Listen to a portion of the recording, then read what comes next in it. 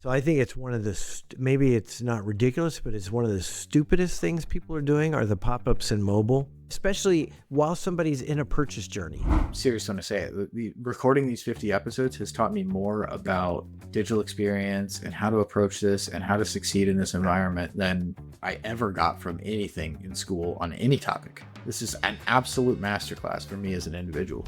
One thing we learned early on was not to give the guests the questions in advance.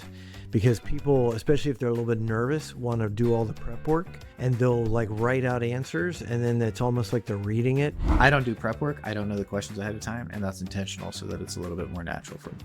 Because I want to feel just as organic as the guest does for the question. It's a great monument to hit 2 years, considering we've beat out something like 97% of all other podcasts the last 2 years and 50 plus episodes. So it honestly truly feels like a real accomplishment. Like it really is something that I've taken and just really, really enjoy, that it's something that I can pin on a wall.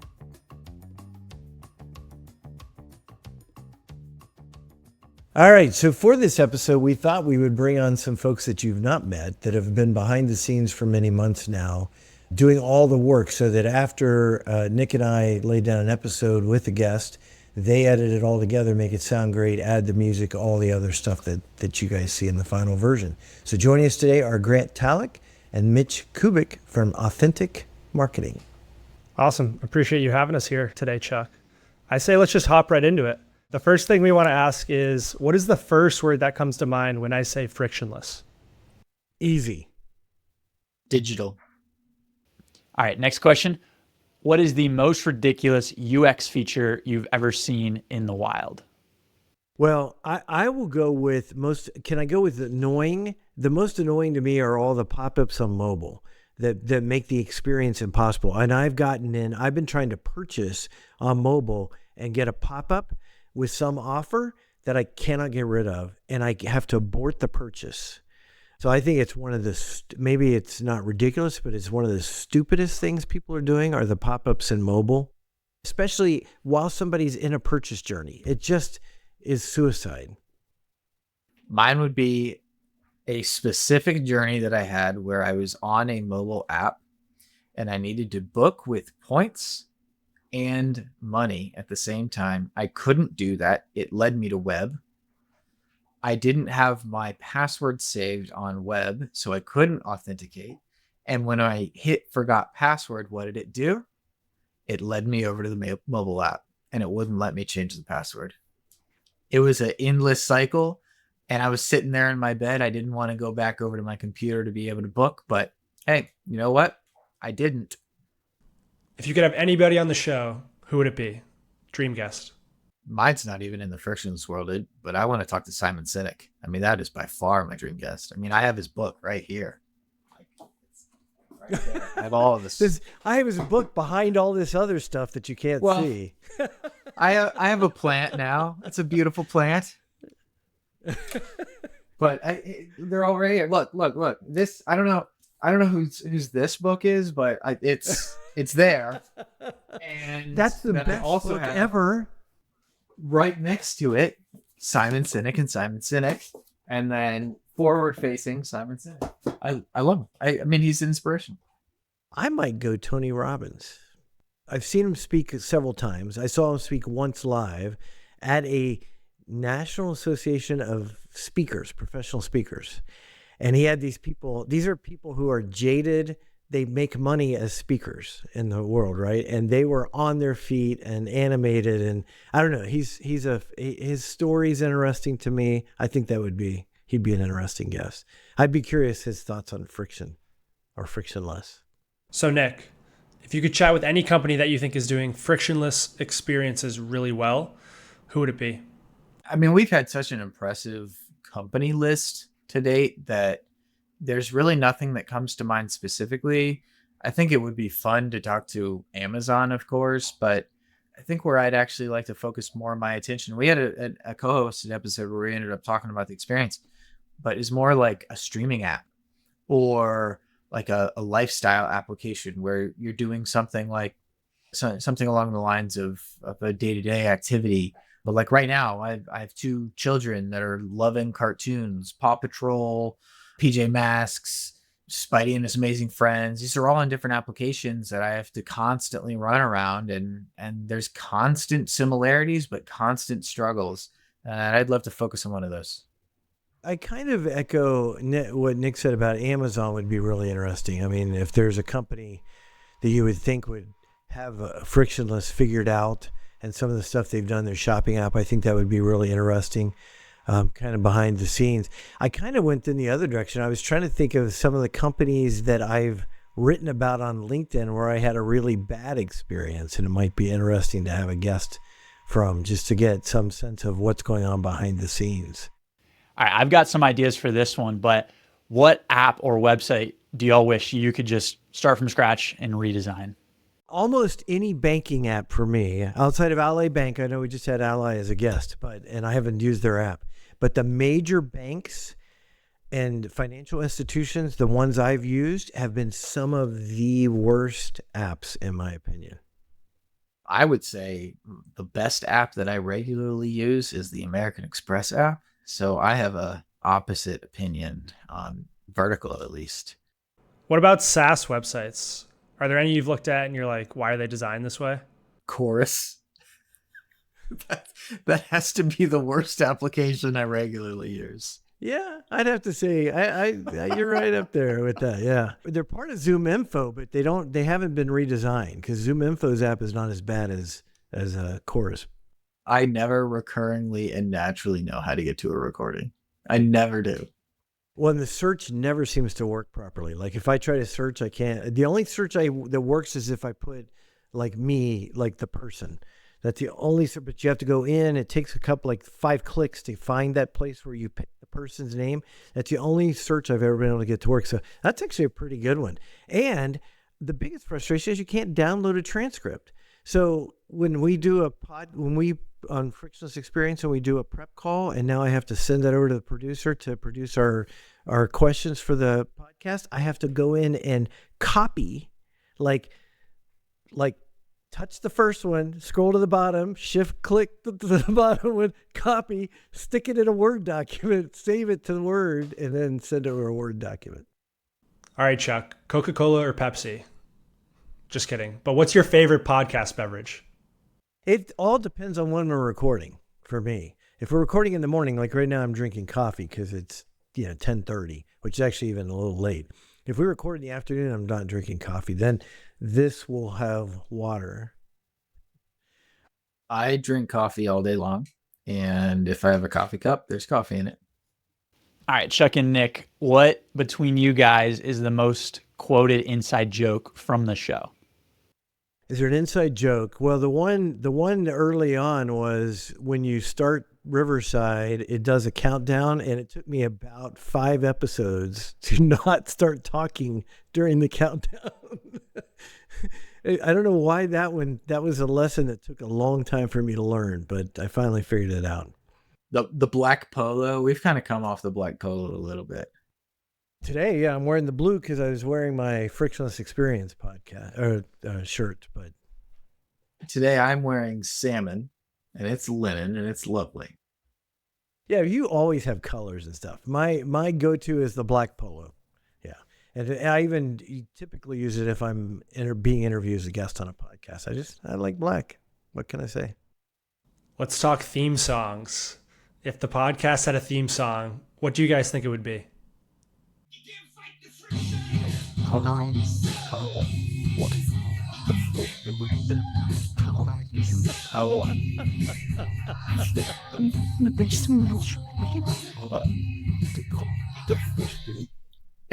It's Friction by the Imagine Dragons. Oh, how funny. I've never heard it. That should be our theme song. We should play at the beginning. We probably get sued, but we would get copyright-ridden struck, especially on YouTube. All right, we've got some responsibility on this front, but what's one thing that you always cut from the final edit of these episodes? Well, we've definitely changed how we do the intro. I used to kind of read a long bio on the guest and everything and sort of do a setup on the topic. And we found that especially in a YouTube world or even in the podcast world, you want to get right to the content.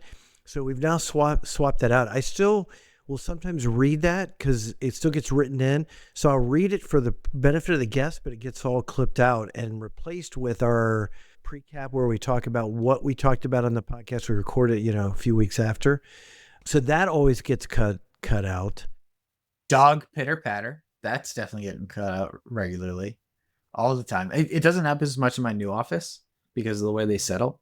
They're like literally just right here, by the way, and they love it. This is like their domain now. They absolutely love my new office. Like I'm not even kidding. On weekends, it'll be say 8:00 and we're all in the kitchen. And then at about like 8:15, 8:30, they're barking to go to the office with me. It's hilarious. Yeah, every day. So I'm like, no office today. And then they're mad about it.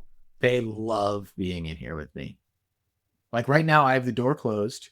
I have 3 very peaceful, happy dogs, and we're just chilling. Nice. Because yes, we have heard your dog a lot. Pitter patter. Well, at the end of, I think it was the Ally episode, there's that whole segment where he came up and was like singing or wailing at me or something. Yeah, I do vaguely remember. I'm sure they got cut out. I don't remember being in the final.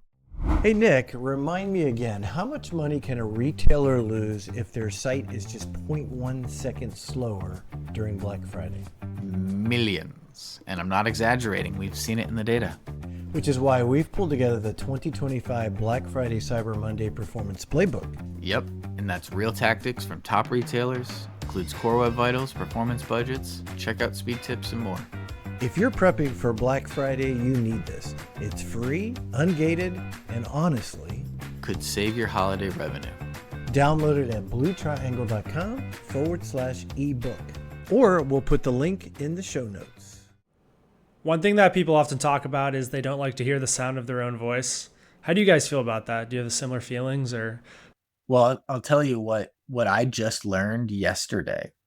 So my wife walked into my office and she then realized that we were in a recording, and then she backed out slowly and then closed the door. She would just walk in, maybe grabbing something, maybe out, who knows. Later that day, she said, "Oh yeah, I realized you had your recording voice going. I didn't even realize I do a recording voice, but apparently I do." Well, I wonder if it's that or because it's kind of like when my daughter is talking to a boy, the giggles, there's just certain things she says and the tone changes from when she's talking to a friend. That's very subtle. So maybe that's it. It's because you're in interview mode or frictionless mode, if you will. That could be it. But I've been conditioned to just be okay with my own voice now because there's so many recordings that I have to go review for calls, or now with the podcast, I have to review things all the time. So like it's just another recording now. But before this whole podcast experience, for sure, I would have been like, ooh, I don't want to listen to that. I would say if you want to get comfortable with your voice, produce a podcast. Do 50 episodes of it, because you end up having to listen to it. When we go through edits and we go through, you're pulling out clips and you're posting on LinkedIn and you show up. Our shorts show up in my YouTube feed, so I watch them just out of curiosity. Yeah, you become so comfortable with your voice at that point. And all that I would agree with Nick. Before I did the podcast, like the first couple of podcast interviews I did before I hosted a podcast, I remember listening back and hating it. And now I don't notice. So we just made it to the 50 episode mark. If you had to describe the next 50 episodes in 3 words, what would they be?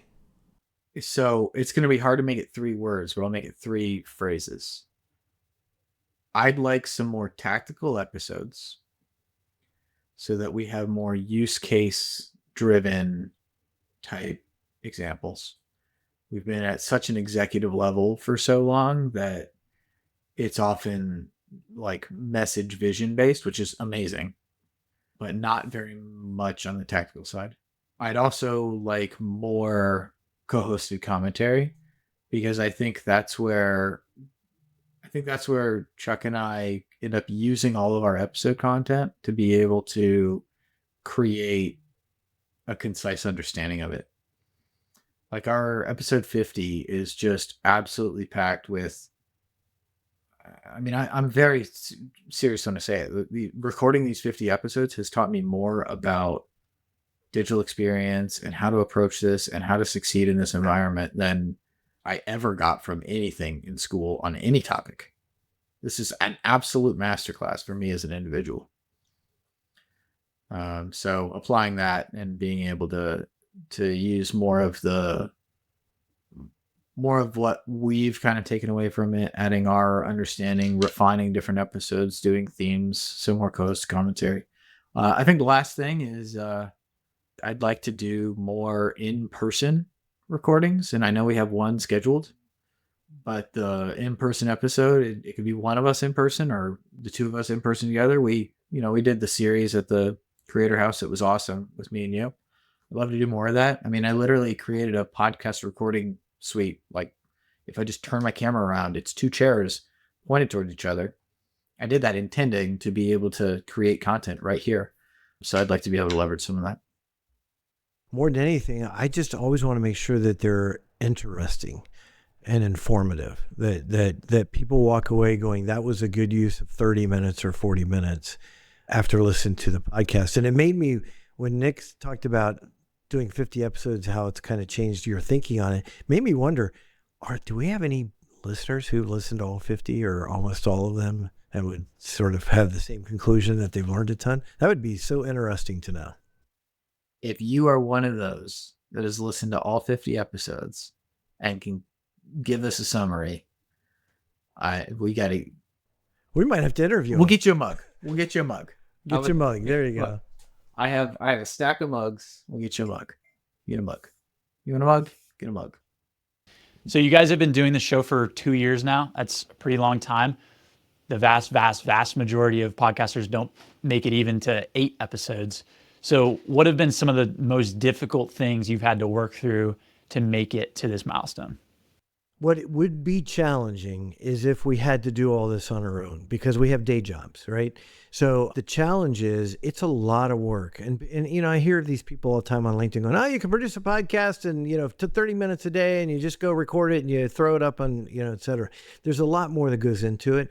Finding the guests, getting the guests to come on, doing the prep calls, recording, getting it scheduled, working sometimes with PR folks and other folks involved in the company, getting it, actually recording the podcast, and then the whole editing process, which is very involved in terms of editing, getting it cleaned up, getting a title to it, getting thumbnails to it, getting it posted up, getting the videos created. It's a lot of work if you do it well. And the only way we could be pulling this off is with the team that we've got. So we've got editors, we've got producer does the prep calls. We've got you who do all of our posting and all of our video work. We've got editors who do our videos. If we didn't have that team, if we were literally trying to produce this internally, there's no way, especially with the team, with the lack of team I have today, there's no way we could do this. So that's to me I'm not trying to discourage anybody from it. I'm just saying to do it well and to keep it going for 2 years and this many episodes and producing consistently every other week. I've left out David, who gets our guests for us, keeps us with a pipeline of guests, because that would be the other challenge is how do you go find people and get them to come on the podcast? So, well, from my perspective, the hardest thing is doing the prep call and just talking to the guest for 30 minutes before we actually record, because I have to bite my tongue and make sure that I don't burn the bullets on that call, because I'm constantly thinking to myself, hey, this would be a fun thing to talk about, but I don't want to talk about it there. And then making sure that I recall back to that moment correctly in the actual episode. Because frankly, and you know this, Chuck, and I've exposed it on episodes before, but obviously not all the time, but I don't do prep work. I don't know the questions ahead of time, and that's intentional so that it's a little bit more natural for me. because I want to feel just as organic as the guest does for the questions. And that is a benefit from a prep standpoint on my side, but I still want to be able to dive into some of those topical things for our guests that I know of that they might not have brought in on the episode. So maintaining that is the hardest thing. And woe is me. It's a very easy thing to do. Yeah, you do bite your tongue a lot. You go, oh no, I can't say that. I'll hold that till we record.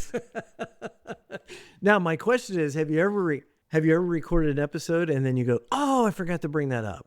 Alabama and SMU, Chase from Fossil Watches. And we were just talking about, at the time, that was right when Alabama became snubbed, if you're an Alabama fan. But rightfully so. They shouldn't have been in the college playoff. And I went to Alabama.